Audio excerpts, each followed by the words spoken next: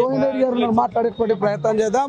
So Rohin Reddy గారు ఎట్లా చూస్తారు? బీసీ బంధు సక్సెస్ అయినట్టునా? బీజేపీ నాయకులు ఎక్కడ కనబడట్లేదు, నిన్న మాత్రం మద్దతు ఇచ్చినట్టు తెలుస్తోంది. కాంగ్రెస్ పార్టీ తరఫు నుంచి, గౌరవనీయులైన ముఖ్యమంత్రి తరఫు నుంచి బీసీ బిల్లు ఎప్పుడో పాస్ అయింది.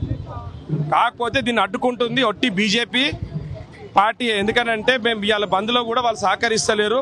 అండ్ వీళ్ళు సహకరించాల్సిందిగా మేము విజ్ఞప్తి ఏం చేస్తలేం. వాళ్ళు పోయి నరేంద్ర మోడీ గారి దగ్గర కూర్చొని ధర్నా చేసి ఏ బిల్లునైతే మేము పాస్ చేయించి అసెంబ్లీలో గవర్నర్ గారి దగ్గర పంపిస్తాం దాని మీద ఆమోద ముద్ర వేయించాల్సిందిగా నేను విజ్ఞప్తి చేస్తున్నా.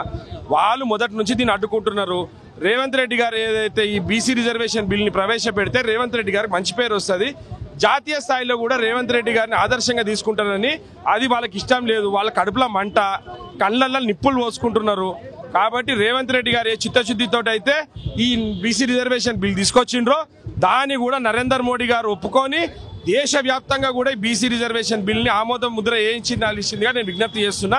మొట్టమొదటిగా తెలంగాణనే దాన్ని అగ్రభాగాలు ఉండాల్సిందిగా నేను విజ్ఞప్తి చేస్తున్నా. గతంలో ఢిల్లీలో కూడా జంతర్ మంతర్ దగ్గర కొట్లాడినటువంటి చరిత్ర కాంగ్రెస్ పార్టీ. ఈసారి ఆల్ పార్టీని ఢిల్లీకి తీసుకుపోతారా? జంతర్ మంతర్ లో కొట్లాడతారా? మేము అందరం కూడా ఆల్ పార్టీతో ఢిల్లీకి పోతాను సిద్ధంగా ఉన్నాము. కిషన్ రెడ్డి గారిని మన బండి సంజయ్ గారు నరేంద్ర మోడీ గారి దగ్గర అపాయింట్మెంట్ తీసుకుంటే మేము అందరం కూడా తీసుకొని మేము ఢిల్లీకి వస్తామని చెప్పి పదే ముఖ్యమంత్రి గారు ఇప్పటి వరకు చెప్పిండ్రు. కానీ ఇంతవరకు వీళ్ళు అపాయింట్మెంట్ తీసుకుంటేనే ఢిల్లీలో కూడా అపాయింట్మెంట్ రాకుండా చేస్తున్నారు. బిల్లును కూడా ఆమోద ముద్ర వేయకుండా వీళ్ళు ప్రయత్నాలు చేస్తున్నారు.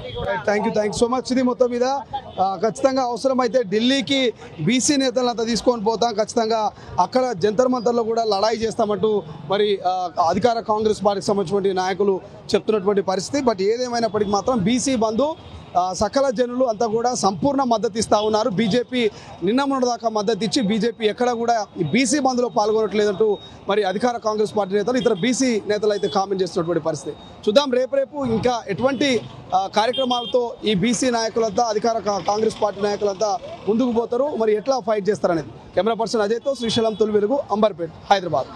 అసలైన తొలి వెలుగు. ఫాలో వాట్సాప్ @తొలి వెలుగు official.